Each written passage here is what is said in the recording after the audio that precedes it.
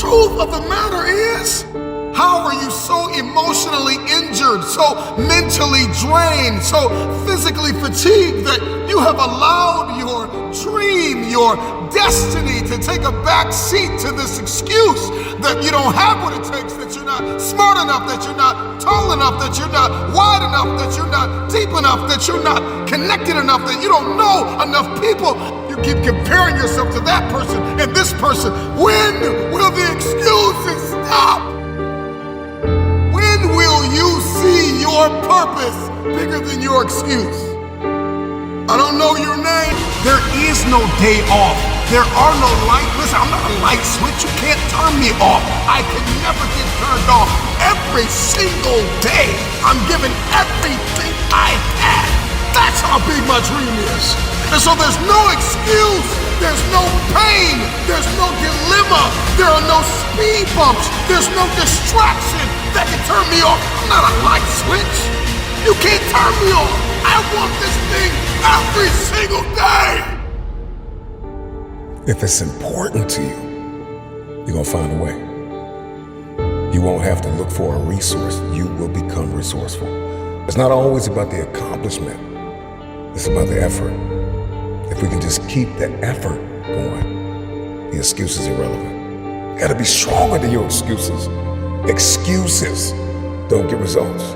Now we've got to go through the process of being stronger than our excuses.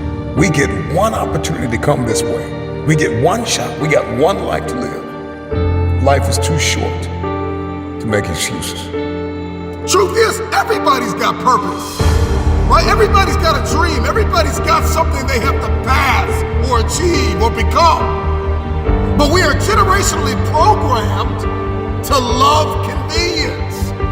And the truth of the matter is, it is so convenient to make an excuse. I want to give you just a few things that you can do to help you to stop making excuses, to help you to stop habitually gravitating to the place called convenience.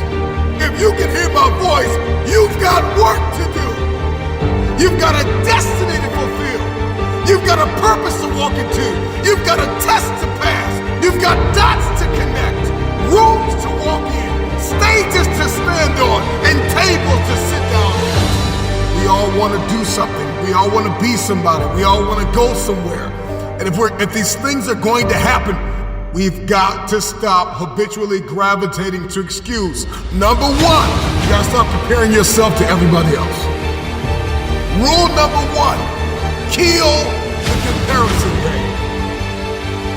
Well, I don't do it like them, and I don't say it like them, and I'm not as tall as them, and I'm not as strong as them, and I don't have the money that they have. I don't have the resources that they have. The reason why I couldn't do it is because my parents weren't there for me, and the reason why I didn't get to go to college on a full ride because my coach, he didn't create the highlight reel for the sports scholarship.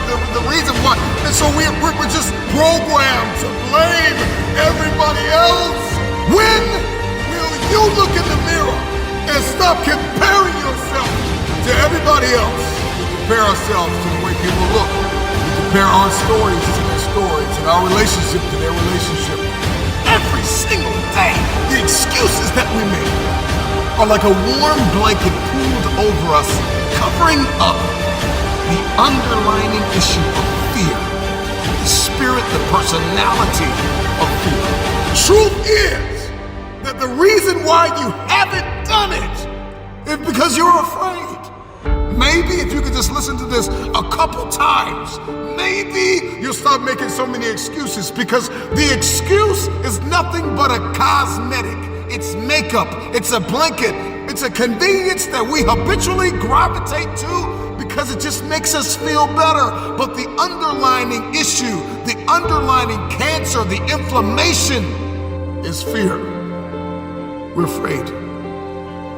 We're afraid that if we give our best, the best isn't good enough. We're afraid because we're constantly comparing ourselves to other people. We're afraid that we won't be seen. We're afraid that people will change if we evolve. We're afraid that Maybe we'll lose our friends if we began to shift our thinking. You have to have a marriage mentality when it comes to achieving what it is that's on the inside of you, what it is that's in your head, to manifest it and hold it in your hands. You have to have a marriage mentality. The problem with many of you is you keep dating the idea, the potential of focus and success and determination and discipline. You're only disciplined once a week. You're only determined twice a week. You're only enthusiastic about the journey on Sundays or Wednesdays. Once you make a covenant, you know what? I'm gonna commit to this. You're gonna put the blood, you're gonna put the sweat, you're gonna put the tears in, you're gonna lose sleep, you're gonna go days without eating, you're gonna do whatever it takes to make the sacrifices necessary to manifest. There are too many people in your life who have left you. There are too many people in your life who have counted you out. There are too many people in your life who have whispered in your ear and said you'll be worse off without them. Prove them wrong. Keep loving those who have lied on you. Keep blessing those who have cursed you. Don't be bitter. Don't be frustrated. Listen, just remain faithful behind the scenes. Promotion is coming.